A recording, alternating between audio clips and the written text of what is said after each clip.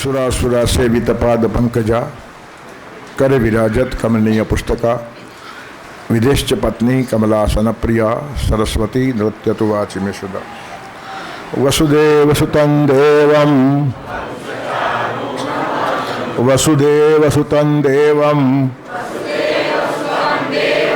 कंसचाणूरमर्दनम्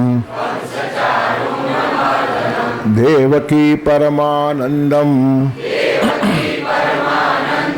कृष्णं वंदे जगद्गुरुम्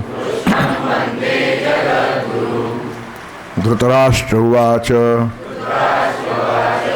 धर्मक्षेत्रे कुरुक्षेत्रे समवेतायुयुत्सवः मामका पांडवाश्चैव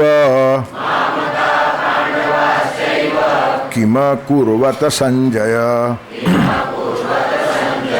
संजय उवाच दृष्ट्वा तु पांडवानीकम् व्यूढं दुर्योधनस्तदा आचार्यमुपसंगम्य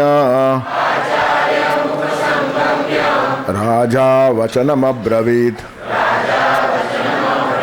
पश्यैतां पाण्डुपुत्राणाम् आचार्य महतीं चमूम् व्यूढां द्रुपदपुत्रेण तव शिष्येण धीमता।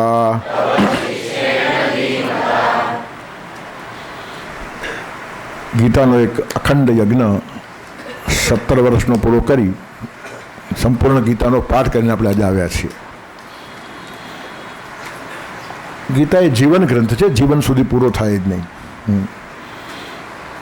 એ ખાલી સાહિત્યનો ગ્રંથ નથી, એ ખાલી ધર્મનો ગ્રંથ નથી, એ કેવળ ગીત સંગીત નથી, કેવળ કલા નથી, સર્વવ્યાપક ગ્રંથ છે અને સર્વકાલીન છે, સર્વદેશીય છે, સર્વમાન્ય છે. અમુક કાળમાં ગીતાની જરૂર હતી ને અમુક કાળમાં નથી, એવો કાળ આવ્યો જ નથી ને આવશે પણ નહીં. અમુક દેશમાં જરૂર છે ને અમુક દેશમાં જરૂર નથી, એવું પણ નહીં થાય. અને ગીતાને કોઈ પણ સમજુ માણસ અમાન્ય ન કરી શકે. જો એ માણસ હોય તો, માણસ ન હોય તો બધાને અમાન્ય કરે, પણ જો એ માણસ હોય તો એના જીવનને સ્પર્શે એવી જ વાતો ગીતાકારે કરી છે અને કેટલી બધી જાગૃતિ રાખી છે. આપણે ભલે ગૌરવ લઈએ કે ગીતા એ હિન્દુ ધર્મનો ગ્રંથ છે, પણ 700 શ્લોકમાં ક્યાંય શબ્દ હિન્દુ આવતો નથી. એનું કારણ છે હિન્દુ જ માત્ર ભગવાનના દીકરા નથી, આખી દુનિયાનો એક એક સંતાન છે. હિન્દુ, મુસ્લિમ, શીખ, ઈસાઈ સંગ રહે સૌ ભાઈ ભાઈ. વિશ્વંભરની વાટિકાના સ્નેહસભર સંતાન છે. આ ગુણ ગૌરવથી મહિમાવંતો ભારત દેશ મહાન છે. આમાં ભારત શબ્દ બી આવે છે ને, ત્યાં કોઈ દિવસ ભારત દેશ માટે નથી આવ્યો. અર્જુન માટે આવ્યો હશે, ધૃતરાષ્ટ્ર માટે આવ્યો હશે. ભારત શબ્દ પણ ભારત દેશને માટે નથી. ભલે આપણે ગૌરવ લઈએ, આપણા દેશમાં એ ખજાનો ઠલવાયો છે, પણ જવાબદારી છે. મનુ ભગવાન કહે છે કે આ દેશના લોકોએ દુનિયાભરમાં આ વાત પહોંચાડવી જોઈએ અને એમના સંદર્ભમાં પહોંચાડવી જોઈએ. એમના કરતાં કંઈક જુદું કહીએ છીએ ને એમને બદલાવવા માંગે, એવો ભાવ હોવો જ નહીં જોઈએ. કોઈ કોઈને બદલી શકતું નથી. એક સાચી વાત મૂકવાની છે, બધા માટે કોમન છે.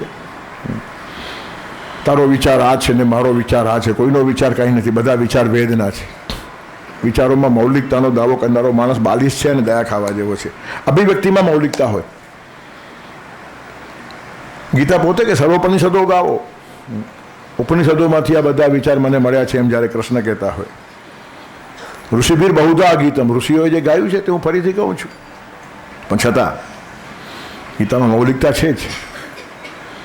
સાગરમાંથી જ વાદળ પાણી લે છે પણ મીઠું બનાવીને પાછું આપે છે, જે આપણે પી શકીએ. તેમ ઉપનિષદના સાગરમાંથી ભલે લીધું હશે પણ મીઠાશ માધવની છે અને એ જ મૌલિકતા છે. તેથી ગીતા ચિરંતન ગ્રંથ છે, શાશ્વત ગ્રંથ છે, જીવન ગ્રંથ છે, સર્વકાલીન છે, સર્વદેશીય છે, સર્વમાન્ય છે, માનવ માત્ર માટે છે. અને કેટલા બધા તત્વો એમાં સરસ મજાના આપેલા છે. સર્વમાન્ય એટલા માટે છે, બધાને જ ગમે છે. જ્ઞાનીઓને ગમે છે કારણ કે જ્ઞાનની ચર્ચા એમાં છે. આખો જ્ઞાન યોગ છે. બધા જ યોગ એકબીજામાં ભળી ગયેલા છે. રોટોટાઇટ કમ્પાર્ટમેન્ટ થઈ શકે જ નહીં. કોઈ કર્મ ખાલી કર્મ હોઈ શકતું નથી, કોઈ ભક્તિ ખાલી ભક્તિ હોઈ શકતી નથી, કોઈ જ્ઞાન ખાલી જ્ઞાન હોઈ શકતું નથી. તમે કોઈ માણસને તમારા ઘરે જમવા બોલાવો ને, એમાં જ્ઞાન ભક્તિ ને કર્મ છે. તમને ભાવ ન હોય તો જમવા બોલાવશો જ નહીં, એટલે ભક્તિ આવી ગઈ કે નહીં. પછી રસોઈ બનાવતા નહીં આવડે તો શું જમાડશો? તો જ્ઞાન જોઈએ છે. તેથી જ્ઞાન પણ જોઈએ, ભક્તિ પણ જોઈએ, અને રસોઈ બનાવવી પણ પડે. આવડે છે ના ચાલે. રસોઈ આવડે છે પણ આળસુ માણસ છે, બનાવતો નથી. તો એક માણસને જમવાનું આમંત્રણ આપ્યું, એમાં પણ જ્ઞાન ભક્તિ અને કર્મ જોઈએ. તો જ્ઞાન ભક્તિ અને કર્મનો એવો સરસ સમન્વય છે.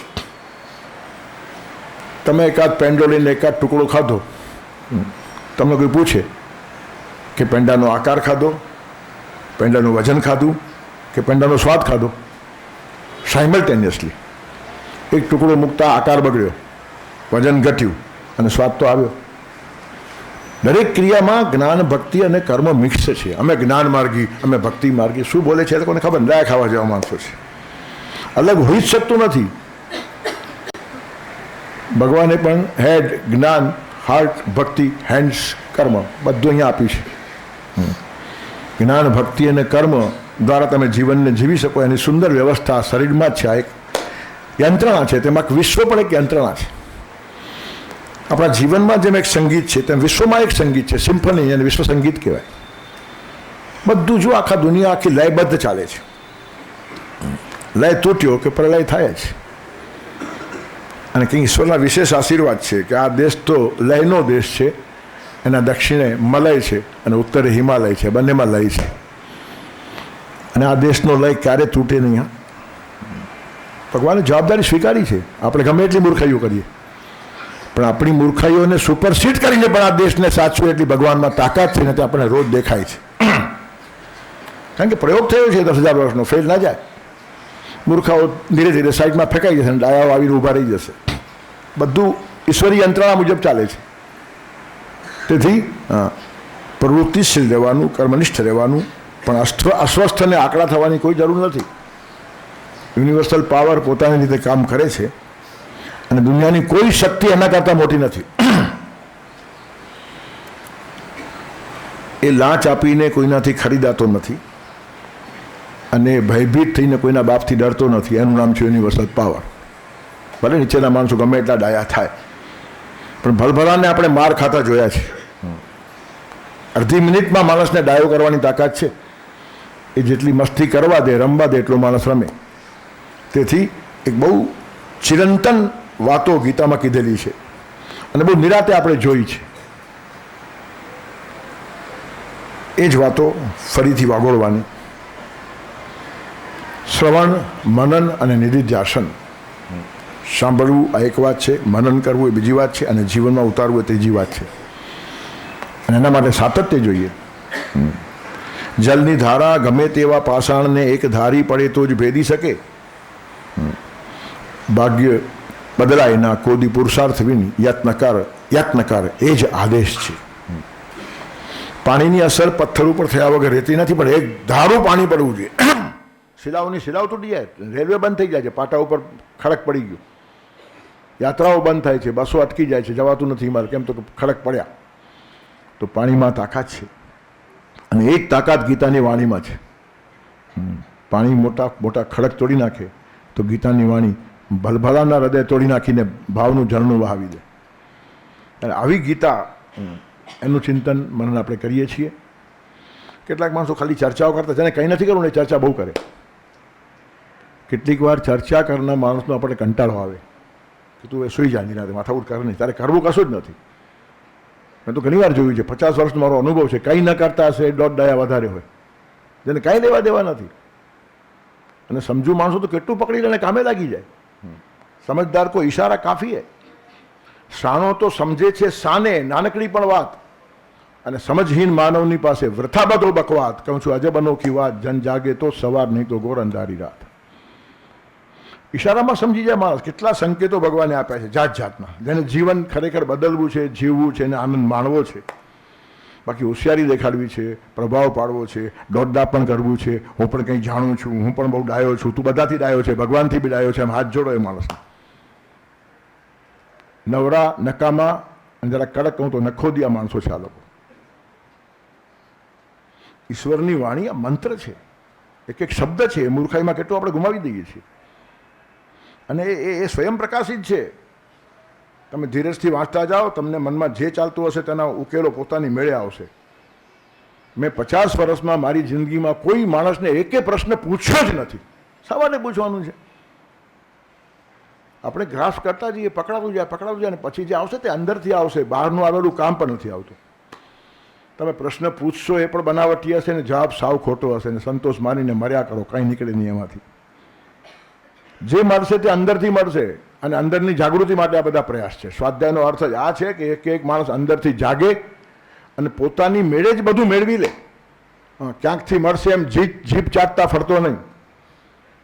કોઈ માણસ તમને કશું આપી શકે એમ નથી. ગીતા બહુ સ્પષ્ટ કહે છે, ઉદ્ધરેદ આત્મન આત્માનમ નાત્માન વસાદયેત આત્મૈવ આત્મનો બંધુ આત્મૈવ રિપુરાત્મન. ઘણા પ્રશ્નોત્તરીના કાર્યક્રમમાં હું બેઠો છું, મને આગ્રહ કરે પ્રશ્ન પૂછો. મેં કીધું પૂછવા જેવું છે જ નહીં. It is very clear. આ માણસ બોલે છે તે જ બરાબર છે, શાસ્ત્રો સાથે સંમત થાય છે અને પ્રકાશ ધીરે ધીરે મારામાં પડશે. પ્રકાશ આપવાની હિંમત એનામાં નથી, એ મારે જ મેળવવો પડશે. આત્મદીપો ભવ એમ ભગવાન બુદ્ધ પણ કહે છે. તમે તમારા દીવા થાવ. જ્યાં સુધી તમારો દીવો નહીં પ્રગટે દિવાળી કરવાની કોઈનામાં હિંમત નથી.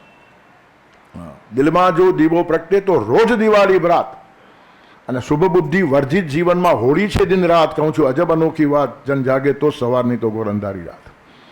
તમે બૌદ્ધિક ચાપલ્ય કર્યા કરશો, ઠીક છે, તમારા જીવનમાં હોળી સિવાય કાંઈ નહીં થાય. બહારના દીવાઓ પ્રગટાવીને દિવાળીઓ થતી નથી. એ વર્ષમાં એક જ વાર આવે છે. અંદરનો દીવો જ્યારે પ્રગટી જાય ને ત્યારે રોજ દિવાળી થઈ જાય. અને ગીતા આ ગ્રંથ છે જે રોજ દિવાળી તમારા જીવનમાં કરી શકે. અને એટલે જ કહે છે તુકારામજી, સાધુ સંત યેતી ઘરા હતો છે દિવાળી દસરા. એક આ સંત તમારા ઘરે આવી જાય ને એ જ દિવાળી. એનું કારણ અંદરનો દીવો પ્રગટાવી જશે, તમારું જીવન જ દિવાળી થઈ ગયું. પછી ફટાકડા ફોડો કે ન ફોડો. ફટાકડા ફોડતા ફોડતા કેટલા માણસો પોતે ફૂટી ગયા, પણ એકે દિવાળી થઈ ખરી. નવા વર્ષમાં નથી નવું કંઈ, બધું પુરાણું ભાસે છે. એ જ ભોગને એ જ સ્વાર્થમાં નવું નવું શું લાગે છે? નવા વર્ષના નવા નિશ્ચયો, નવા નિર્ણયો લેવાશે. નવું ધ્યેય લઈ આગળ ધપશો, નવું વર્ષ તો કહેવાશે. અને એ પોતાની મેળે નવા નિર્ણય લેવાનું અંદરથી સૂઝે છે. એને કહેવાય આત્મદીપ, એને જ કહેવાય સ્વાધ્યાય. સ્વાધ્યાય કર્મકાંડ નથી. અડધો કલાક ભેગા થયા અને 2 અધ્યાયનું પારાયણ કરીને 2 ભજન ગયા, થઈ ગયો સ્વાધ્યાય. અરે સ્વાધ્યાય તો માણસને ઋષિ બનાવી દે, ભગવાનની કક્ષા ઉપર લઈ જાય. વેદોના ઋષિએ હજારો વર્ષ પહેલાં તસ્માત સ્વાધ્યાય પ્રવચનાભ્યામ ન પ્રમજિતવ્યમ. અને સાચો સ્વાધ્યાય કર્યા સિવાય પ્રવચન કરવાની છૂટ નથી. પહેલાં સ્વાધ્યાય અને પછી પ્રવચન, પહેલાં શ્રવણ અને પછી કીર્તન. કોઈ પણ માર્ગમાં જાઓ, શ્રવણમ કીર્તનમ વિષ્ણુ સ્મરણમ પાદસેવનમ અર્ચનમ વંદનમ દાસ્યમ શક્યમ આત્મનિવેદન. સ્વાધ્યાય એટલે પામવું અને પ્રવચન એટલે પમાડવું. શ્રવણ એટલે પામવું, કીર્તન એટલે પમાડવું. આ જ એક ધારા વર્ષોની ચાલે છે. ત્યારે જેનો દીપ પ્રજ્વલિત થયો છે, ભગવાન કૃષ્ણ તો સ્વયં સૂર્ય છે, દીપ જ નથી, સ્વયં સૂર્ય છે. અને અર્જુનના ભાગ્ય છે કે સારથી તરીકે મળી ગયા. અને આપણને મળી ગયા છે જો પકડતા આવડે તો. ગીતા એ કૃષ્ણ જ છે. કૃષ્ણ શબ્દોમાં વહી ગયા અને ગીતા થઈ ગયા. અને ગીતા પાછી જો આકાર લે ને તો કૃષ્ણ જ થઈને ઉભા રહે. કૃષ્ણ અને ગીતા બંને બે અલગ નથી, એનો શબ્દ દેહ છે. તેથી કૃષ્ણ દુનિયા છોડીને ગયા ત્યારે વહેતા ગયા અને શબ્દરૂપે સાકારી થયાનું નામ ગીતા. અને જો કદાચ એવો કોઈ દિવસ આવે અને ગીતાને પાછો આકાર લેવો પડે તો કૃષ્ણ જ આવીને ઊભા રહેશે. જેના હાથમાં સુદર્શન ચક્ર પણ હશે અને બાંસુરી પણ હશે. પ્રેમ અને પરાક્રમ સાથે રાખીને જીવનારો આ માણસ છે. કોઈ જ વસ્તુથી આ માણસ આગળ આવ્યો નથી. અને એટલે ગીતાનો મહિમા છે. એક એક માણસને એને જોઈતી કોઈક વાત એના લેવલ પર જઈને આપવાનો ગીતાએ પ્રયત્ન કર્યો છે. ઘણા માણસો કે તમે જરા ઊંચા આવો, તમારું લેવલ નીચું છે, તમે મારી વાત સમજી શકો નહીં. કૃષ્ણે આવું કોઈને કીધું નથી. કે એક માણસ સમજી શકે એવી વાત કરવાની હિંમત છે. અને એ જ વાત બરાબર ગાંધીજીએ કીધેલી. કોઈએ કીધેલું એ મુરલીધર મોહન હતો તો આ બકરીવાળો મોહન હતો. મોટા મોટા સાહિત્યકારો ગાંધીજીને સાહિત્યકાર માનતા જ નહોતા અને સાહિત્ય સંમેલનમાં બોલાવતા જ નહોતા. પણ ત્યાર પછી ધીરે ધીરે ધીરે ધીરે ગાંધીજીનો પ્રભાવ એવો પડ્યો કે બોલાવ્યા વગર આમનો છૂટકો જ નહીં. અને ત્યારે પછી બોલાવ્યા ત્યારે ગાંધીજી કહે છે કે કોશીઓ સમજે ને, કોશીઓ જે કોષ ખેડતો હોય ને ખેતરમાં, એ ભાષામાં બોલો તો તમારું સાહિત્ય પહોંચશે, નહીં તો ગુબ્યા કરો આકાશમાં. લોક હૃદય સુધી જે વાત પહોંચતી નથી તે સમાજ પરિવર્તન સાધી શકતી નથી. અને એ પ્રયત્ન ગીતાએ કર્યો છે. અને કેટલાક નવરાઓ ચર્ચા કરે ગીતા કુરુક્ષેત્રના મેદાનમાં ગવાય કે ન ગવાય. હવે તું બેસને આઈસ્ક્રીમ ખાને એર કન્ડિશનમાં, તારે લેવા કે દેવા? તને ખબર છે યુદ્ધ કોને કહેવાય, યુદ્ધભૂમિ કોને કહેવાય, રાજનીતિ કોને કહેવાય, એમાં શું શું થઈ શકે? બહુ રમતવાદ છે. આપણે ગયા રવિવારે પારાયણ કર્યું, 2.5 કલાકમાં પારાયણ થઈ ગયું. તો 2.5 કલાક ન મળે બે માણસોને વાત કરવા? આજે મળે છે. એટમિક યુદ્ધ ચાલતા હોય છે ત્યારે પણ બિગ 7 દુનિયાના ચર્ચાઓ કરતા હોય છે. તો તે વખતે ધનુષબાણની વાત હતી અને કેટલાક નિયમો હતા. સૂર્યોદયથી પહેલાં બાણ છોડે નહીં કોઈ, સૂર્યાસ્ત પછી યુદ્ધ બંધ, રાતના પાછા એકબીજાને મળે. યુદ્ધ એક રમત જેવું હતું. જેમ ક્રિકેટની મેચ રમે 11 થી 5, તેમ યુદ્ધ 11 થી 5, પછી કશું નહીં. આપણને તે કાળનો બી અનુભવ નથી. આવશે જ છે. પહેલાં અધ્યાયમાં જ રથો પસ્થ ઉપાવિશત, પાછળ એક રથનો એક ભાગ હોય છે, ત્યાં માણસ ગયો એના પર કોઈ પ્રહાર ના કરે. હવે એ લોકો આરામમાં છે, યુદ્ધની વચ્ચે આરામ થઈ જાય. પણ પૂરો આપણને અનુભવ ન હોય અને આપણે આપણા ગજે માપીએ. મેં કહ્યું હતું વચ્ચે, દાંતણિયાઓ બિરબલનો ન્યાય કરે તો કેવો કરે? 10 રૂપિયા દંડ કર્યો, બોલો 100 રૂપિયાને વધારે લાગ્યા. હવે આ કક્ષાથી આપણે વાંચતા હોઈએ તો યુદ્ધ મેદાનમાં ગીતા ન થાય એમ કે ઘણા મોટા મોટા યુદ્ધમાં કે ગીતા સત્ય હશે. હવે તું બેસને, તને તારું ભેજું કેટલું, તારી બુદ્ધિ કેટલી, તારી સમજણ કેટલી? અરે આજે એવા વિદ્યાર્થીઓ છે, કલકત્તા યુનિવર્સિટીમાં BAના એક વિદ્યાર્થીએ સંસ્કૃતનું આખું પેપર એના જવાબો પદ્યમાં આપ્યા, શ્લોકબદ્ધ. આજે જો આ શક્તિ માણસ પાસે હોય તો કૃષ્ણ અને અર્જુન તે વખતે સંસ્કૃત માતૃભાષા તે વખતે હતી. અને મેં એવો જોયેલો છે, અમદાવાદમાં એક હતો મોટો પ્રોફેસર, બહુ જબરો માણસ હતો. કોઈ એક વક્તા નહીં આવે ને 10 મિનિટ એને ઓચિંતું બોલવાનું કહેવામાં આવ્યું, અને કંઈ ખબર નહીં, વોઝ ટોટલી અનપ્રિપેર્ડ. અને 10 મિનિટ ઊભો થઈને શ્લોક બનતા ગયા અને બોલાતા ગયા, 10 મિનિટ શ્લોકમાં પ્રવચન કર્યું છે. એને ખબર પડે કે ગીતા ગવાય કે ન ગવાય. આપણને એક શ્લોક મોઢે કરવા નાકમાં દમ આવે છે, 2-4 શ્લોક યાદ રહેતા નથી, અને પછી આપણે ગીતા માટે મત આપીએ છીએ. મારા મતને શું કિંમત છે? અરે તું તારા ફ્લેટના હપ્તા ભરને ભાઈ, બેંકમાં ઘણા ભરવાના છે, માથાકૂટ મૂકને. કેટલી જડતા ને કેટલો આગ્રહ લઈને બેઠા છીએ. વાંદરાના હાથમાં રતન ગયું એવું લાગે. ગીતા માટે જ્યારે લોકો અસ્તવ્યસ્ત બોલે ને ત્યારે વાંદરાને કિંમત ન હોય રત્નની. 2.5 કલાકમાં ગીતા પૂરી થાય છે. એમાં ધૃતરાષ્ટ્રના અને સંજયના આ બધા શ્લોકો બાદ કરો તો 2 કલાકમાં થઈ જાય. અને આપણને તો પાછું જોઈને બોલવું પડે. આ લોકો તો મુખપાટ છે, ફટફટ બોલાઈ જાય. તમે વાંચીને બોલો ને મોઢે બોલવામાં કેટલી સ્પીડ આવી જાય. 15મો અધ્યાય આપણે 4 કે 5 મિનિટ બોલી શકીએ છીએ. એનું કામ બધાને મોઢે છે. ત્યારે કહેવાનું તાત્પર્ય, કશું ન બોલાય એવું છે નહીં. અને જીવનમાં સંઘર્ષ માટે પ્રેરનારી ગીતા યુદ્ધભૂમિ ઉપર નિર્માણ થાય એ પૃષ્ઠભૂમિનું કેટલું ઔચિત્ય છે. જીવન લડવાને માટે છે, લડવા માટે છે જ નહીં. જે સિચ્યુએશન આવશે એને ફેસ કરો. કોઈ પણ પરિસ્થિતિથી ભાગતો નથી એ ગીતાનો ઉપાસક. ગીતાને પલાયનવાદ મંજૂર જ નથી. એસ્કેપિઝમ શું કામનું છે? સ્વીકાર કરો.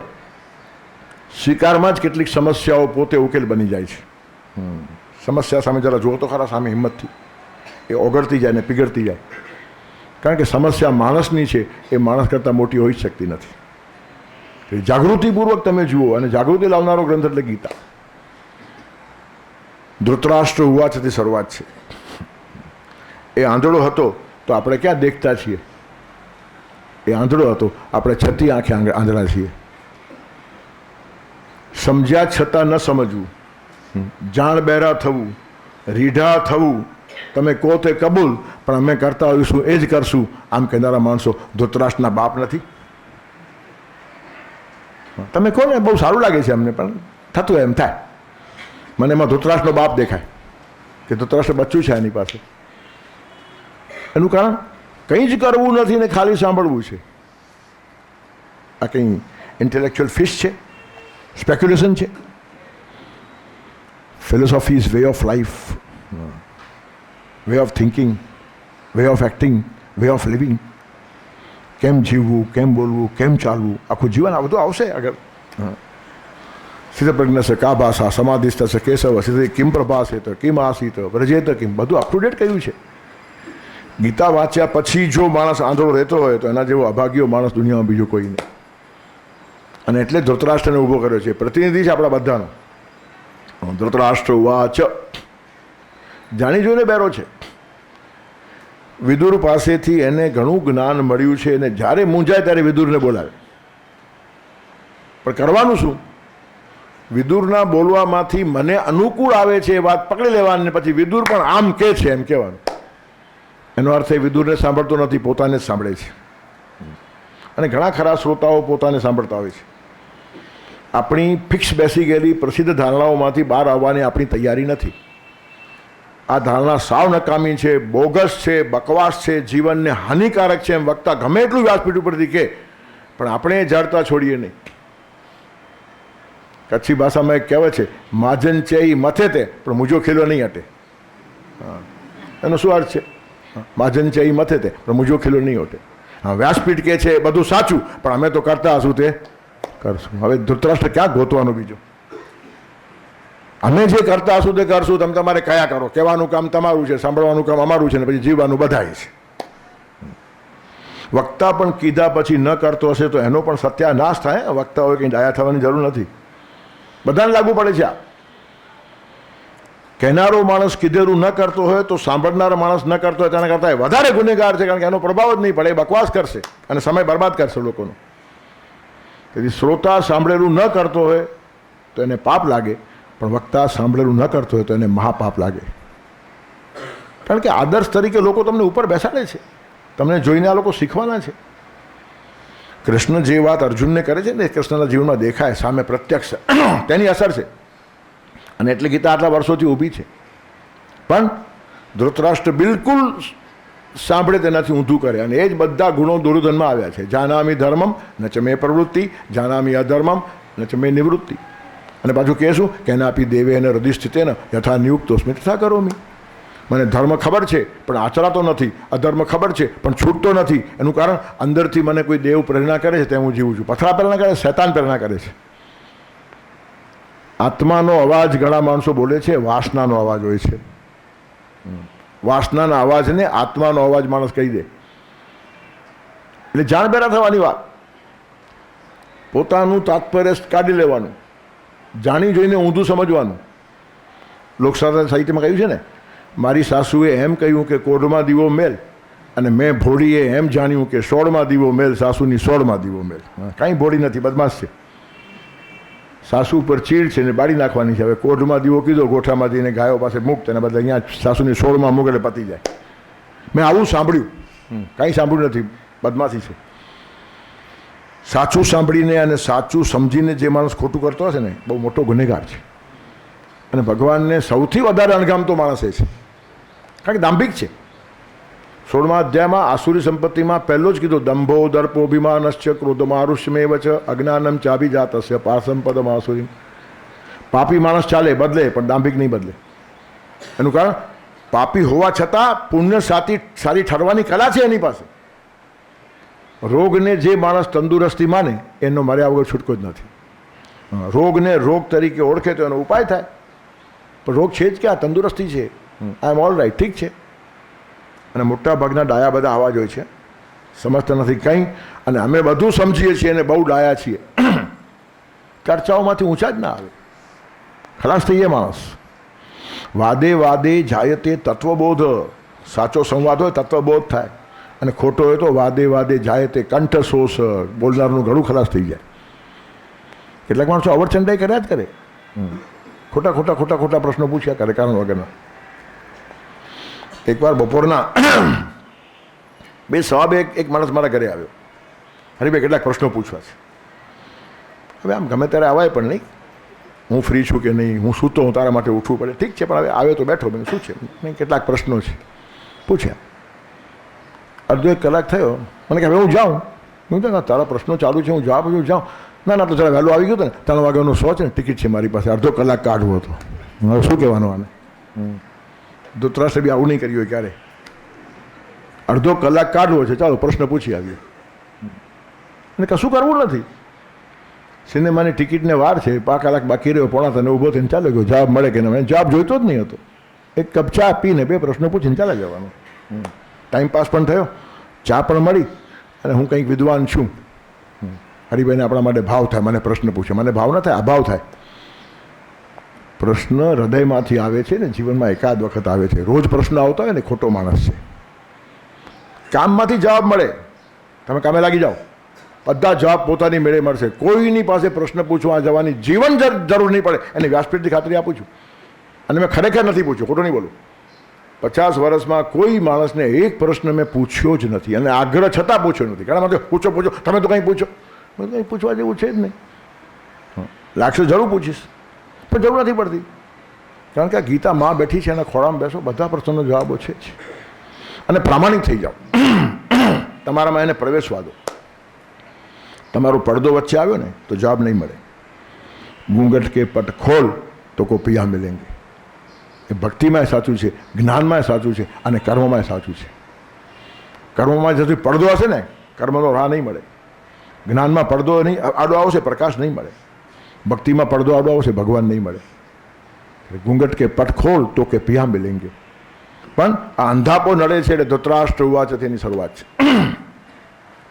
બહુ ટિપિકલ કેરેક્ટર છે આ ધૃતરાષ્ટ્ર. પોતે કદાચ આંખોથી આંધળો હશે, પણ બૌદ્ધિક રીતે હજારો માણસોને એણે આંધળા બનાવ્યા છે. ડાયા બહુ હોય પાછા લોકો, મિસગાઈડ કરી શક્યા.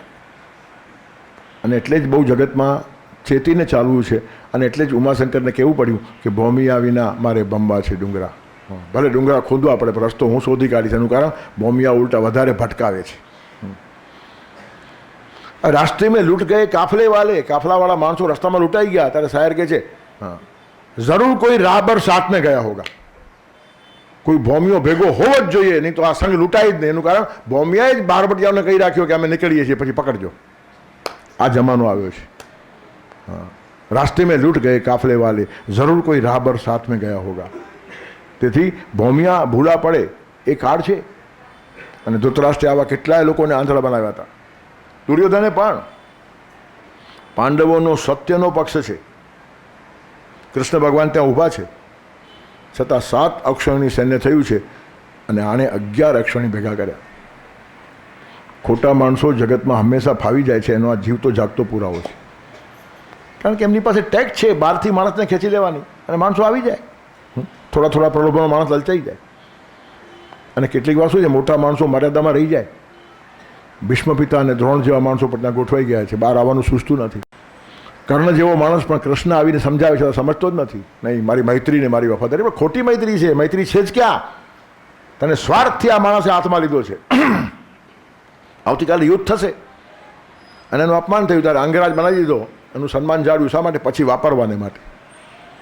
તને વાપરવાને માટે કોઈએ તને હાથમાં લીધો હોય, તેને તું મૈત્રી માને છે. અને કૃષ્ણના કીધા પછી બદલવાની તૈયારી નથી. કેટલા લોકોને આ લોકોએ દિગ્ભ્રાંત કર્યા હતા.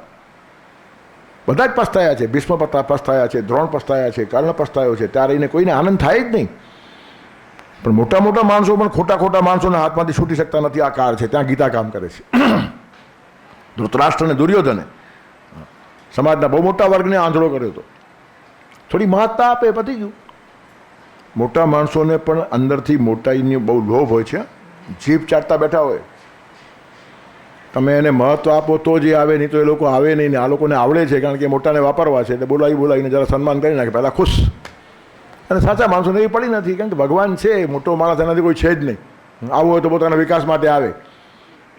કોઈ મોટા માણસને આમંત્રણ આપવા માટે સાચો માણસ જતો નથી.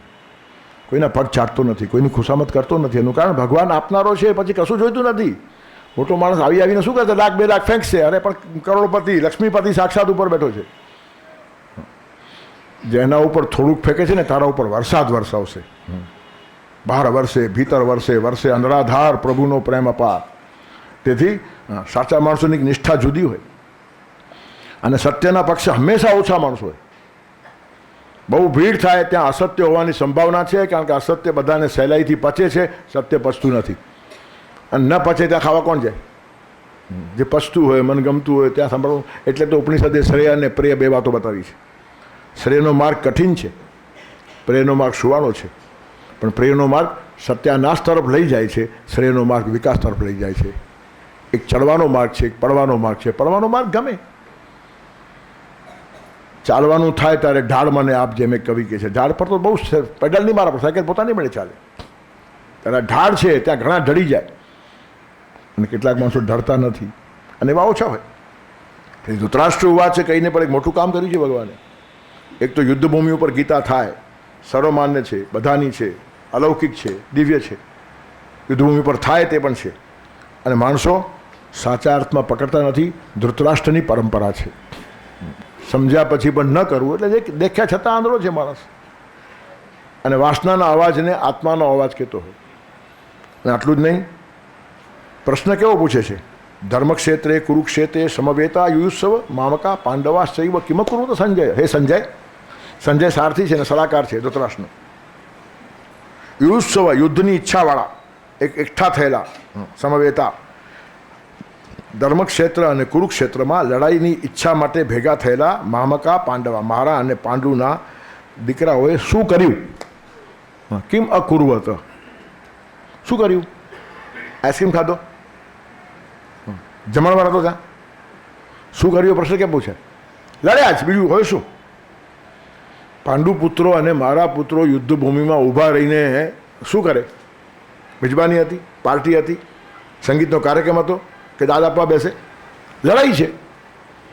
તો આ ન સમજે એટલો ભોગવો હતો આ માણસ. પ્રશ્ન જ વિચિત્ર છે. કિમાં કુર્વત સંજય, એનું કારણ છે પોતાના વાતોની અસર થઈ કે નહીં એને જાણવું છે. કૃષ્ણ ભગવાન સંધિ કરવા ગયા છે તેના પહેલાં ધૃતરાષ્ટ્રે સંજયને મોકલાવ્યો છે સંધિ કરવા માટે. અને યુધિષ્ઠિરને ધૃતરાષ્ટ્રે રાજનીતિના દુર્ગણો, એના ગેરફાયદાઓ, રાજસત્તાના અને ત્યાગના ફાયદાઓ બતાવ્યા. તો ધર્માત્મા છે તો બધું સમજે છે. યુદ્ધમાં કોને ફાયદો છે, સત્યાનાશ થાય, બધા ખલાસ થઈ જાય. અને ત્યાગથી તો કેટલા મહાન થયા છે. રામ જેવા, રામ વનવાસમાં ચાલ્યા ગયા, રામ રાજ્ય નિર્માણ થયું હતું. કોઈ રાજ્ય માટે લડે, તારા જેવો માણસ લડે, શોભે છે. આ બધો ઉપદેશ ધૃતરાષ્ટ્ર કરે છે. અને ખોટા માણસો ઉપદેશ આપવામાં એટલા હોશિયાર હોય છે કે કદાચ સાચા માણસો ના આપી શકે. એમની અભિવ્યક્તિ પાવરફુલ હોય. એનું કારણ છે સામેના માણસને શીશામાં કેમ ઉતારવો એની કલામાં જે પારંગત હોય એનું બોલવું હંમેશા બહુ સારું હોય. ઘણા માણસો કે ફલાણા વક્તા બહુ સારું બોલે છે, બધું બોલે જ બરાબર છે, તને શીશામાં ઉતારવો છે એને. અને આપણે ઉતરી પણ જઈએ છીએ બહુ પ્રેમથી, ને મારતા સુધી ખબર પણ નથી પડતી કે શીશામાં ઉતરી ગયા. પાછું એ પણ ફાયદો છે. ત્યારે આવું બધું અંધકાર ચાલે છે, ગોળ અંધા. ત્યારે સંજયને કેવડાવેલું યુધિષ્ઠિરને સંજય મારફત કીધું કે રાજસત્તામાં કંઈ વળ્યું નહીં, સત્તાએ તો નુકસાન કરે, માણસનું પતન થાય, વિનાશનો માર્ગ છે, લડાઈમાંથી કંઈ વળે નહીં. એના કરતાં ત્યાગ, નિષ્ઠા, તપશ્ચર્યા, તારા જેવા ધર્માત્માએ તો આ વાત બહુ સહેલાઈથી સમજવી જોઈએ. અને યુધિષ્ઠિર શીશામાં ઉતરી ગયા હતા, પણ કંઈ દૈવની વાત જુદી, કૃષ્ણ ત્યાં ઊભા હતા. અને આ બધો ઉપદેશ કૃષ્ણે સાંભળ્યો અને કીધું, સંજય કાકાને કહેજે ઉપદેશ બહુ સારો છે. આજના કાળમાં આવું કોઈ લખે તો PhD થઈ જાય, એટલો સારો ઉપદેશ આપેલો. પણ મારે એટલું જ કહેવું છે, કાકાને કહેજો કે જ્યાંથી આ ઉપદેશ નીકળ્યો છે ત્યાંથી જ એના આચરણની શરૂઆત થાય એમ મેં કેવડાવ્યું છે એમ કહેજે. રાજસત્તાના ગેરફાયદા તું કેમ સમજતો નથી? દુર્યોધનને કેમ સમજાવતો નથી? આને સમજાવવા આવ્યો છે. ડાઈ સાસરે જાય ને ગાંધીને શિખામણ આપે એના જેવું છે. ત્યારે કહેવાનું તાત્પર્ય, કૃષ્ણ ભગવાનને ક્ષેત્રે એવો કોઈ માણસ જન્મ્યો જ નથી, ત્યારે નહીં આજે પણ નહીં. અને પછી કહે છે હવે હું આવું છું. અને પછી કૃષ્ણ ગયા છે.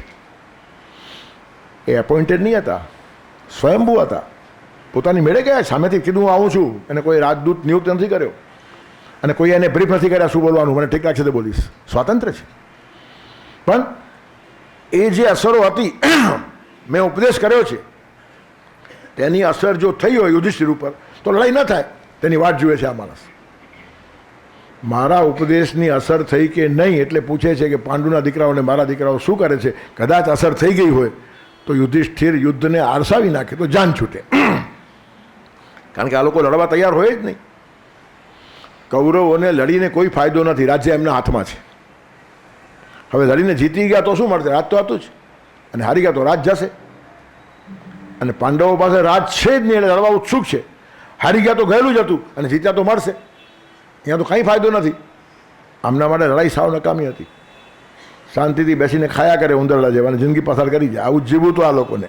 તેથી એને જે ડર છે તે આ છે. ધૃતરાષ્ટ્ર, સાતવડેકરજી બે શબ્દો સારા વાપરે છે, ધૃતરાષ્ટ્ર અને ઋતરાષ્ટ્ર.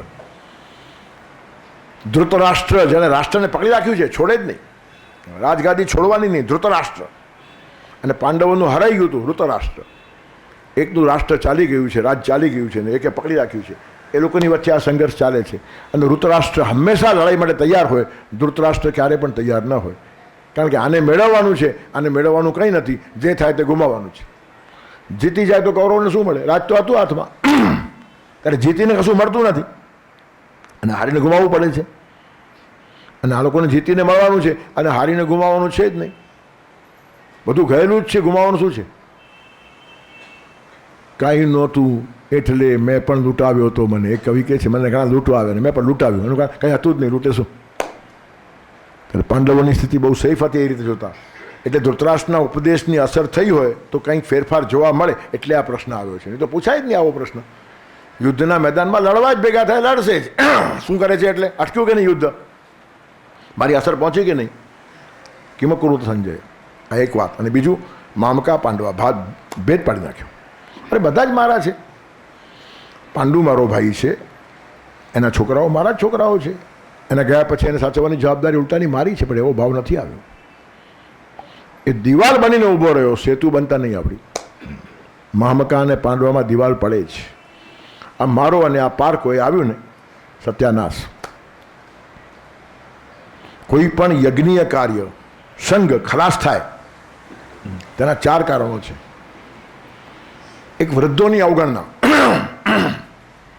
જે જૂના માણસો હોય ને એની અવગણના કરો એટલે અનુભવને દાંત મારી. વડીલો પાસેથી કંઈ મેળવવા જેવું છે. શક્તિ નથી એમના પાસે, સમજદારી છે, અનુભવ છે, લઈ લો અને તમારી શક્તિ કામે લગાડો. એને જો કહું છું, જેની પાસે 5 છે તે 8 મેળવી લે. પણ વૃદ્ધોનો જે અનાદર થાય ત્યાં સત્યાનાશ થાય, સંઘ ટકે નહીં. બીજું, પ્રતિજ્ઞા ભંગ થાય. આપણે આ કામ કરવું છે એમ કરીને તમે સમુદાય એકઠો કર્યો હોય અને પછી તમે ગુલાટ મારો ને, બધા ગૂંચવાઈ જાય કે શા માટે આવ્યા હતા ને શું થયું. વિનાયકમ પ્રકુરવાનો રચ્યામાં સવાનર. ગણપતિ બનાવવા નીકળ્યો માણસ, અને સૂંઢ આગળને બદલે પાછળ લાગી જાય તો વાંદરો બને કે નહીં? તો 30, 40 વર્ષ ગણપતિ થશે એની રાહ જોઈને બેઠેલા માણસોને જ્યારે ઓચિંતાનો વાંદરો જોવા મળે ને, શું હાલત થાય? You don't understand. એ જે નીકળે અનુભવમાં તેને ખબર પડે. ગણપતિ થશે, આખું વિશ્વ સ્વર્ગ જેવું બની જશે, પરિવારોમાં ભાવ વધશે, ફલાણું થશે, હાર્ટ ટુ હાર્ટ સ્પીકિંગ, હૃદય જોડે બોલે, એનું નામ સ્વાધ્યાય. આ બધું સાંભળ્યા પછી જ્યારે વાંદર બેડા દેખાય ત્યારે શું થાય? સંઘ તૂટે જ, સવાલ જ નથી. સંઘ તૂટવાના કેટલાક કારણો આ છે. જૂના માણસોને ઉંચકીને બહાર ફેંકો, નવા માણસો લઈ આવો. જૂનાને બહાર ફેંકો અને નવા માણસોમાં એરંડામાં પ્રધાન થઈને એરંડો ઊભો રહે. ઉજ્જડ ગામમાં એરંડો પ્રધાન, એના કરતાં પણ નીચી કક્ષા કહેવાય. ગામ તો ઉજ્જડ નથી, પણ મારા એરંડાને પ્રદાન કરવા હું ગામને ઉજ્જડ કરીશ ત્યાં સુધી ધૃતરાષ્ટ્ર જાય. દુર્યોધનને લાવવા માટે ભીષ્મ ખલાસ થાય, દ્રોણ ખલાસ થાય, કર્ણ ખલાસ થાય, યુધિષ્ઠિર ખલાસ થાય, એને કાંઈ પડી નથી. મારો એરંડો પ્રદાન થવો જોઈએ. તેથી ઉજ્જડ ગામમાં એરંડા પ્રદાન કરતાં બી આગળ વધેલા માણસો છે. મેં લખેલું મારા એક હાઈકુમાં, પ્રદાન કરો એરંડાને ઉજ્જડ કરી ગામને. આખા ગામને ઉજ્જડ કરી તમારા એરંડાને પ્રદાન કરો, જેમાં ફાવતા હો તો ન ફાવે. ત્યારે કોઈ પણ સંઘ, કોઈ પણ ટીમ, કોઈ પણ સ્પિરિટ, કોઈ પણ સમુદાય ખલાસ થાય છે વૃદ્ધો અનુભવની પૂજા છૂટી જાય. બીજી વાત, પ્રતિજ્ઞા ભંગ થાય, માણસો ગૂંચવાઈ જાય. આ અમે સાંભળતા હતા ને આ શું છે, અમે સાંભળતા હતા ને આ શું છે, બધા વેરવિખેર થઈ જાય. ત્રીજું કારણ, પક્ષપાત. આ મારો અને આ પારકો આવ્યું, ખલાસ, સંઘ ટકે નહીં, જે એણે કર્યું. આ બધી વાતો ધૃતરાષ્ટ્રમાં દેખાવશે, દુર્યોધનમાં દેખાશે. અનુભવ પૂજા નથી. ભીષ્મ, દ્રોણ, વિદુરની એકે વાત આ બાપ દીકરાએ માની નથી, ન ધૃતરાષ્ટ્રે કે ન દુર્યોધને. અનાદર થયો, પ્રતિજ્ઞા ભંગ થઈ. વાતો સારી કરવાની. દુર્યોધને પણ યજ્ઞ કર્યો છે, દક્ષ પ્રજાપતિ પણ યજ્ઞ કરતો. આ લોકો પોતે બુરખા પહેરી રાખે, યજ્ઞ કરે એટલે સમાજ ભ્રાંતિ મારે. અને શિવજીને દક્ષનો યજ્ઞ તોડવો પડ્યો એનું કારણ જેમાં શિવની પ્રતિષ્ઠા ન હોય, ભગવાનની પ્રતિષ્ઠા ન હોય ને પોતાની મોટાઈ વધતી હોય ને તે યજ્ઞો ભગવાન ટકવા ન દે. અહંકારની આહુતિ વીણ યજ્ઞો બધા અધૂરા. જ્યાં સુધી અહંકારની આહુતિ નહીં આવે ત્યાં સુધી યજ્ઞ પૂરો ન થાય. અને આ લોકો અહંકારી હતા, પોતાની જીદ પકડીને બેઠેલા હતા. તેથી દક્ષ પ્રજાપતિનો યજ્ઞ તોડી નાખીને ભગવાને દુનિયાને બતાવ્યું છે કે યજ્ઞમાં કોઈ માણસનો અહમ પોષો નહીં. દક્ષ બહુ ડાયો હતો, દક્ષ ચતુર, એવો ચતુર કે મને શિવની જરૂર નથી. અને એનો યજ્ઞ સફળ થઈ જાય તો યજ્ઞમાં શિવની જરૂર નથી એમ પ્રસ્થાપિત થાય, ભગવાન પ્રસ્થાપિત થવા જ ન દે. હજારો વર્ષ સુધી ભગવાનને ગાઈડ કરવું છે કે પ્રતિષ્ઠા પરમાત્માની હોવી જોઈએ, વ્યક્તિની નહીં. યજ્ઞમાં એકનું નહીં, ઐક્યનું મહત્વ છે. એક ના ચાલે, એકતા ચાલે. એને જ આજની ભાષામાં કલેક્ટિવ લીડરશીપ કહેવાય. વન મેન શો ન ચાલે. તેથી અનુભવની પૂજા ન થાય, વૃદ્ધોની પૂજા ન થાય તો તૂટી પડે તમારો સંઘ. પ્રતિજ્ઞા છોડી દો. એક કરવા નીકળ્યા હોય ને પછી રોજ ગુલાટ આડી અવડી મારતા હોય તો સમાજ મૂંઝાઈ જાય કે હવે ખબર નથી પડતી, જવા દો ને કંઈ ખટપટ છે.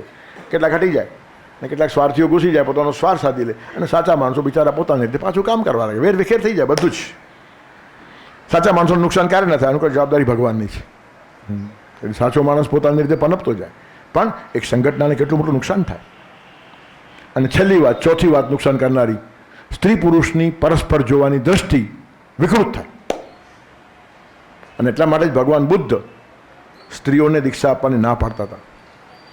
પણ કેટલાક શિષ્યોના આગ્રહથી એમને આ કબૂલ કરવું પડ્યું. અને પછી ઘણા ભ્રષ્ટાચારો બુદ્ધના સંઘમાં પણ થયા છે. એનું કારણ સ્ત્રી પુરુષ પાસે આવ્યા પછી અલિપ્ત રહેવું, એના માટે કેટલી મોટી તપશ્ચર્યા અને ત્યાગ જોઈએ. એ ખાવાના ખેલ નથી. કેટલીક વાર વસ્તુ બહાર આવે તો સમાજને ખબર પડે, અંદર ચાલતું જ હોય.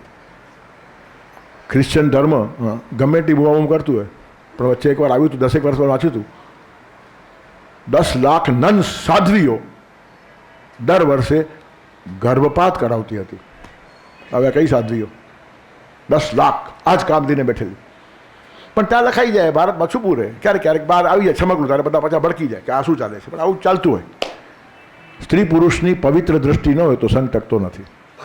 પ્રતિજ્ઞા ભંગ થાય તો સંઘ ટકતો નથી. પક્ષપાત આવે તો સંઘ ટકતો નથી. અને અનુભવ પૂજા ન હોય તો સંઘ ટકતો નથી. અને આ બધું અહીંયા દેખાય છે ધૃતરાષ્ટ્ર દુર્યોધનમાં. અને પાછું પૂછે છે શું કરે છે આ લોકો, એટલે મારી અસર પડી કે નહીં એ જાણવા માટે. તો આ પ્રશ્ન અપ્રસ્તુત છે. લડાઈના મેદાનમાં ભેગા થયેલા માણસો શું કરે છે? આઈસ્ક્રીમ ખાય છે એવો જવાબ દીધો એને. What was he expecting? પણ મારો સંદેશો ફેર અસર પહોંચી છે. કૃષ્ણ ગમે તેમ કે પણ યુધિષ્ઠિર મારા કયામાં છે. એનું કારણ જુગારંબા આવ્યો તો મારા કહેવાથી. એટલે એ તો માને જ. કૃષ્ણને પણ એવોઇડ કરીને મને માને એટલો વિશ્વાસ યુધિષ્ઠિર ઉપર હતો. અને ભલભલાને હતો. શકુની મામો એકવાર કહે છે કે યુધિષ્ઠિરને અંડર એસ્ટિમેટ ન કરો. આ લોકો પાંડવોને એવા ગામ આપી દો, આજુબાજુ દુશ્મન એમના હોય, લડ્યા જ કરે આખો દિવસ. અને ખડકાળ જમીન આપો, પાક થાય નહીં. ત્યારે દુશ્મનો હેરાન કરે એટલે વિકાસ થાય નહીં. અને પાક ન હોય એટલે ખાધે પીધે ભૂખે મરે. શું કરશે? 5 ગામ લઈને, એવા 5 ગામ આપી દો. અને તો શકુની કહે છે કે તમારી વાત મિથ્યા છે. શૂન્ય મિત્ય બધ આસામી ક પાર્થાત બલવત્તર. આ શૂન્ય વાત છે. આજુબાજુ બલવત પ્રત્યમિત્ર, મોટા મોટા શત્રુ રાખશો ને, તમને ખબર નહીં અર્જુનથી બળવાન કોઈ છે જ નહીં. આ અર્જુન ઉપર શકુનનો વિશ્વાસ. અને ઉસરે સ્વપી સસ્યમ સ્યાત યત્ર રાજા યુધિષ્ઠિર. યુધિષ્ઠિર રાજ કરશે ને ત્યાં પથરામાં પાક ઉગશે. કેટલો વિશ્વાસ છે! આટલો પવિત્ર માણસ છે ને, ખડકમાં અનાજ ઉગાડશે. યુધિષ્ઠિર માટે બધાને વિશ્વાસ હતો. અને એટલે જ તો દ્રોણાચાર્ય કહે છે કે યુધિષ્ઠિર કે તો જ માનું, નરોવા કુંજરોવા બીજો માણસ ચાલે નહીં. તેથી ધૃતરાષ્ટ્રને પણ અંદરખાને વિશ્વાસ છે કે મારી વાતો એવી હતી કે એને ટચ કરી ગઈ હશે ને કદાચ એ યુદ્ધને આરસાવીને જાન છૂટે. કાંઈ લડવું હતું જ નહીં એ લોકોને. તેથી મામકા પાંડવા દિવાલાખી ઊભી કરી. ધૃતરાષ્ટ્ર તરીકે એણે સામેથી ઉપદેશ આપવાનું શરૂઆત કર્યું. જેને પોતાને ઉપદેશ ગ્રહણ નથી કરવો, બીજાને બહુ આપતા હોય. તેથી ધર્મક્ષેત્રે કુરુક્ષેત્રે. બીજી વાત, ધર્મક્ષેત્ર છે ને એ કુરુક્ષેત્ર હોવું જ જોઈએ. ધર્મક્ષેત્રમાં કરવાની વાત આવે. ધર્મ ક્રિયા શૂન્ય હોય તો નકામું, અને ક્રિયા ધર્મ શૂન્ય હોય તો નકામી. કેટલાક કામ કરતા હોય, વિચાર ન હોય. ધર્મ એટલે વિચાર, અને ક્રિયા એટલે વ્યવસ્થા. કોઈ પણ વ્યવસ્થાની પછવાડે વિચાર જોઈએ. આચાર અને વિચાર. વિચાર વગરનો આચાર જડ થઈ જાય, અને આચાર વગરનો વિચાર લાચાર બની જાય. જે વિચારને આચરણનું ફીડબેક નથી ને એનો પ્રભાવ પડતો નથી. પછી બોલ્યા કરતો હોય પણ લાચાર કોઈ સાંભળે નહીં એનું. ઠીક છે, અમને ખબર છે, તમે આમ નહીં કરો એમ કે પોતે જ કરતો હોય તો. પરિગ્રહ કોઈએ કરવો નહીં, વિત્તનો સંગ્રહ કરવો નહીં, એમ 5-10 હજાર રૂપિયાના, કરોડ રૂપિયાના પાડ ઉપર બેસીને માણસ બોલતો હોય, શું અસર પડે? આ તો બહુ સારા માણસો છે, ઉતારીને ખેંચી કાઢે એને કે તારી પાસે કેમ છે બોલ, પછી આગળ ભાષણ પછી કર, પહેલાં બોલ. બહુ સારા માણસો છે, આપણને ખબર નથી, બહુ સહિષ્ણુ લોકો છે, નહીં તો આ 1% નહીં, કરોડો રૂપિયા તને સામાન્ય જોઈએ છે. હા, ખાધે પીધે સુખી થા, લહેર કરીને સારું કામ કર. અને અસંતુષ્ટા દ્વિજા નષ્ટા, બ્રાહ્મણ જે દિવસે અસંતોષી થયો ત્યારથી એનું બ્રાહ્મણ તો ખલાસ થાય એમ શાસ્ત્રો કહે છે. બ્રાહ્મણને લોભ ભેગા જાય જ નહીં. લોભી હોય તે બ્રાહ્મણ ન હોય ને બ્રાહ્મણ હોય તો લોભી ન હોય. હવે આવા બ્રાહ્મણો ગોતવા પડે ધોળે દિવસે ફાનસ લઈને. ત્યારે કહેવાનું તાત્પર્ય શું છે કે જીવનની કેટલીક ફિલોસોફીઓ જેવી છે. ત્યારે ધૃતરાષ્ટ્ર ઉપદેશ કર્યા કરે પણ ઉપદેશની અસર પોતાના ઉપર નહીં. પછી સંજય એને જવાબ આપે છે, દ્રષ્ટવા તું પાંડવાનિકમ વ્યુઢમ દુર્યોધનસ્તદા આચાર્યમુપસંગમ્ય રાજા વચનમ અબ્રવીત. પાંડવાનિકમ, પાંડવોની સેના, સરસ એનો વ્યૂ છે, દુર્યોધને બધું જુએ છે. અને પછી આચાર્યમુપસંગમ, દ્રોણાચાર્ય પાસે જઈને રાજા વચનમ અબ્રવીત. જો સહેજ સહેજ લખતી વખતે વેદવ્યાસ કેવી કમાલ કરે છે. એક તો દુર્યોધન માટે રાજા શબ્દ વાપર્યો છે. સીધી વાત છે, ગુરુ પાસે રાજા થઈને જવાય જ નહીં, શિષ્ય થઈને જવાય. આખું એનું કેરેક્ટર મૂકી દીધું એક શબ્દમાં, આચાર્ય મુપસંગમ્ય. આચાર્ય પાસે જઈને રાજા બોલ્યો, શિષ્ય જ બોલે, રાજા ન બોલે. અર્જુન ભગવાનને જ્યારે પ્રશ્ન પૂછે ત્યારે કહે છે, શિષ્ય સ્તેહમ સાધિમામ તો પ્રપન્ન, હું તમારો શિષ્ય છું. ગુરુ પાસે વૈભવનું પ્રદર્શન કરવા જવાય નહીં, જીવનનું દર્શન મેળવવા જવાય. આટલી સાદી વાત એક રાજા શબ્દમાં કીધી છે. સમજતા આવડે તો, નહીં તો ગયું. બોલે આખા ગીતાનો પાઠ થઈ જાય પણ રાજા શું હતું ખબર નહીં પડે. એટલે આપણે 17 વર્ષ કાઢ્યા. હવે બધું ફાસ્ટ જશું, હવે બધાનું એક લેવલ આવી ગયું છે, પણ નહીં તો ખબર નહીં પડે. બધા વાંદરાઓ સાગર કૂદી ગયા, એકેને ઊંડાણ ખબર નહીં પડી. ઊંડાણ મેરુ પર્વતને ખબર છે, જે રવાઈઓ થઈને અંદર ઘૂંટાયો હતો. અબ્ધિર લંઘિતમ એવો વાનર બટે કિંતસ્ય ગંભીરતામ આપાતાલ નિમગ્ન પીવર્તનું જાનાતી મંથાચલ. મંદરાચલને ખબર છે કે સાગર કેટલો ઊંડો છે. એક રાજા શબ્દ વાપરીને આખો દુર્યોધન દેખાડ્યો કે ગુરુ પાસે પણ રાજા થઈને જ જતો હતો, નમ્રતા હતી જ નહીં. નમ્રતાથી જ્ઞાન મળે.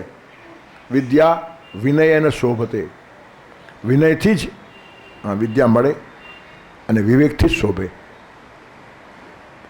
કર્ણ ઋષિના આશ્રમમાં દુષ્યંત જાય છે ને ત્યારે સારથી કહે છે, હમણાં ઘોડાને એક ચાબુક મારું અને કર્ણની પર્ણકુટી પાસે રથને લઈ જાઉં. કે નહીં નહીં નહીં, આશ્રમમાં જવાય જ નહીં. રથ બહાર ઊભો રહે, પગે જ જવાય. અને તે વખતે આશ્રમ મોટા હતા. 4-4, 5-5 માઇલના ઘેરાવા હોય, 60,000 વિદ્યાર્થીઓ એમને ભણતા હશે. કેટલી ખેતીવાડી હોય, કેટલું ગોપાલન હોય, અને કર્ણની પર્ણકુટી ક્યાં હોય. તો ભલે 2-3 માઇલ ચાલવું પડશે પણ ચાલીને જ જવાય. ગુરુ પાસે જવાય નહીં. રથને ઊભો રાખી દે બહાર, પછી ઉતર્યો. આટલું જ નહીં, રાજમુકુટ કાઢી નાખ્યો, ઘરના કાઢી નાખ્યા, કિંમતી આભૂષણો કાઢી નાખ્યા, સાદા વેશે ગયો. અને ત્યાં કાલિદાસના મોઢામાં એક વાક્ય મૂકે છે, વિનીત વેશેણ પ્રવેષ્ટવ્યાની તપોવનાની નામ. તપોવનમાં વિનીત વેશમાં જવાય. આજે લોકો મંદિરમાં દાગીના પહેરીને જાય. ચાલતી પરથી બેંક કોઈ દેખાય ને કેટલા શ્રીમંત છે. શું ભગવાન પાસે હોશિયારી બતાવવાની, શું ગુરુ પાસે હોશિયારી બતાવવાની. ગુરુ પાસે સાવ સાદા થઈને જાઓ, કારણ કે ત્યાંથી પામવાનું ઘણું છે. તમારી પાસે એને કંઈ જોઈતું નથી, તમારા દાગીનાઓ બતાવો નહીં. એની પાસે અંદરના અલંકારો છે. તમને એમાંથી એકાદ મળી ગયું ને તો બેડો પાર થઈ જશે. પણ આને ખબર નથી આ રાજા છે. એ શિષ્ય બન્યો જ નહીં અને વંચિત રહ્યો. અને અર્જુન શિષ્ય બન્યો, ઠેઠ ભગવાનને પામી ગયો. પાંડવાનામ ધનંજય, આવું ભગવાન કે એનાથી મોટું બીજો એવોર્ડ કયો હોય. અર્જુન મારી વિભૂતિ છે એમ ભગવાન અર્જુન સામે ઊભો છે ને કહે છે. આના કરતાં વિશ્વમાં કોઈ મોટો એવોર્ડ હજારો વર્ષમાં મળ્યો નહીં હશે કોઈને. અને આ બાજુ દુર્યોધન કેમ ખલાસ થાય એના પ્રયત્નો ભગવાન રાત દિવસ કરતા હતા. તેથી વ્યુઢામ દ્રષ્ટવા તું પાંડવાનિકમ વ્યુઢમ દુર્યોધનસ્તદા. સરસ રીતે ગોઠવાયેલી પાંડવોની મહતિમ ચમુ મોટી સેના જોઈને રાજા પાસે જઈને, દ્રોણ પાસે જઈને રાજા દુર્યોધન આ પ્રમાણે બોલ્યો. શું બોલ્યો? પશ્યૈતામ પાંડુપુત્રાણામ આચાર્ય મહતિમ ચમુમ પશ્યતામ પાંડુપુત્રાણામ આચાર્ય મહતીમ ચમુમ. હે આચાર્ય, આ મહતી ચમુ છે ને જે પાંડવોની, એ જુઓ કેટલી મોટી છે. અને પછી ટોન્ટ મારે છે, વ્યુઢામ દ્રુપદ પુત્રેણ તવ શિષ્યેણ ધીમતા. સીધો ચાલે જ નહીં આ માણસ. ધૃષ્ટદ્યુમ્ન ન કહેતા દ્રુપદ પુત્ર કહે છે. એટલે દ્રુપદ અને દ્રોણનું વેર યાદ કરાવે છે. તમારા દુશ્મનનો દીકરો, એણે આ ધંધો કર્યો છે. દ્રુપદે દ્રોણનું અપમાન કરેલું. દ્રોણ જ્યારે અગવડમાં આવી ગયા તે વખતે કંઈ છૂટકો નહોતો. પછી દ્રુપદ એમને યાદ આવ્યો, કારણ કે નિષ્ઠાથી જીવનારો માણસ છે, અયા છે, વ્રત પાળે છે, બ્રાહ્મણ છે.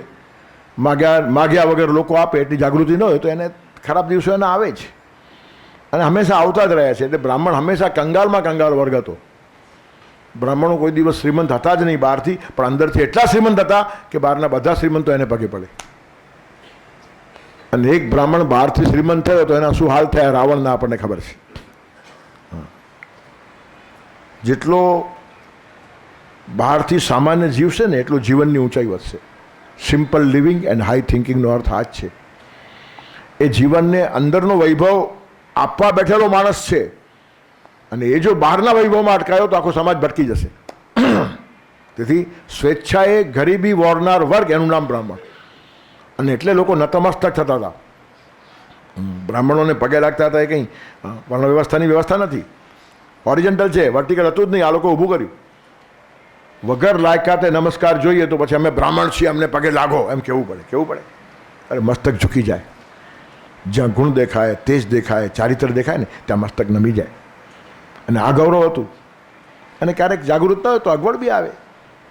બહુ અગવડ આવી. અને કુટુંબનો સાથ નહીં. હું ભેગું ઘણીવાર કહું છું, એની પત્ની રોજ કીધા કરે, તમે મોટા બહુ ડાયા થયા છો ને, આટલા મોટા ધનુર્ધારી છો ને, બધા રાજકુમારોને ભણાવો છો, આપણા ઘરમાં દૂધ નથી, શું કર્યું? હવે આવું પત્ની રોજ કે તો પતિ તૂટે કે નહીં? અને આવું અરુંધતીએ કોઈ દિવસ નહીં કીધું તો વશિષ્ઠ તૂટ્યા નહીં. બંને ચરિત્રો ધ્યાન રાખવા જેવા છે. જીવન મૂલ્યોને તમે માનો છો તો તમારા પરિવારના એકે એક માણસને આ જીવ્ય મૂલ્યો ખબર હોવા જોઈએ. બહાર તમે જીવન મૂલ્યોની વાતો કરો અને ઘરમાં ઘરવાળીને કહો હવે ઠૂક છે, નભાવવું પડે છે, સમાજ જાગૃત નથી, આપણે નકામે હેરાન થયા. એટલે પત્ની સમજી જાય વાતમાં બાદ નથી, અંદર તો રડે છે. તમે તોડો છો એને. નહીં, આપણી આ જીવન નિષ્ઠા છે, આપણી આ ધારણા છે, આપણે આમ જ જીવવાનું છે, એને બી ગૌરવ લાગે. તમારા સિદ્ધાંતો માટે તમારી પત્નીને ગૌરવ હોવું જોઈએ, તમારા સિદ્ધાંતો માટે તમારા દીકરાઓને ગૌરવ હોવું જોઈએ. અને એના માટે વેઠવો પડતો જે કષ્ટ છે, તપશ્ચર્યા છે, આ તમે ઘરમાં વાતાવરણ પેદા કરો ને તો એની અસર પડે. પણ એમાં તમે કેટલા તૈયાર હોવા જોઈએ. તમારા સાતમા પડદે કોઈ ઠેકાણે આવું લોહીનું એક ખરાબ ટીપું ન હોવું જોઈએ કે આ લોકો વિચાર આવે. આપણે માણસોને આપણે જ તોડીએ છીએ. બહાર ગમે એટલા વ્યાખ્યાન આપું, પણ અગવડમાં રહેવાનું અને ઘરમાં હું રોદણ કરતો શું થાય, આવું સારું કામ કરે તો આપણા આ હાલ થયા એમ કહું તો તૂટી જવાના. તો બહાર તમે ખડક છો અને અંદર સાવ ખલાસ થયા છો, તેનો અર્થ નથી. તમારી પત્ની તમને જુએ છે, તમારા છોકરાઓ તમને જુએ છે, તમારા પડોશી તમને જુએ છે, તમારો આખો સમાજ તમને જુએ છે. એક રૂપ ધારા હોવી જોઈએ. પછી તમે નહીં તૂટો, તમારા કારણે એ લોકો ઊભા થશે. બીજાને ઊભો કરનાર માણસ કોઈ દિવસ તૂટે નહીં. અને તૂટે તે બીજાને શું ઊભા કરે? ખતમ થઈ જાય માણસ. તેથી આર પાર તમારા પગના અંગૂઠાથી માથા સુધી આનો આ વિચાર હોય. ઊંઘમાંથી ઉઠાડીને પૂછો ને તો હલકી વાત મોઢામાંથી આવે જ નહીં. જે કરવામાં દ્રોણ થોડાક નિષ્ફળ ગયા છે. કઠોર નિરીક્ષણ કરી ત્યારે બધી વાતો કેવી પડે. દ્રોણ બહુ મહાન છે, આચાર્ય છે, જેવા તેવા નથી. પણ એક 0.001 પણ જ્યાં માણસ જરાક સરકે છે ને તો મોટા માણસનું નાનું પતન બહુ મોટું થઈ જાય છે. નાના માણસની મોટી ભૂલ જેટલી નહીં ખટકે એટલી મોટા માણસની નાની ભૂલ ખટકે. સફેદ કપડાં હોય ને એના પર એક ડાઘ પણ દેખાય, પણ બધા જ કપડાં મેલા હોય એને શું વાંધો છે?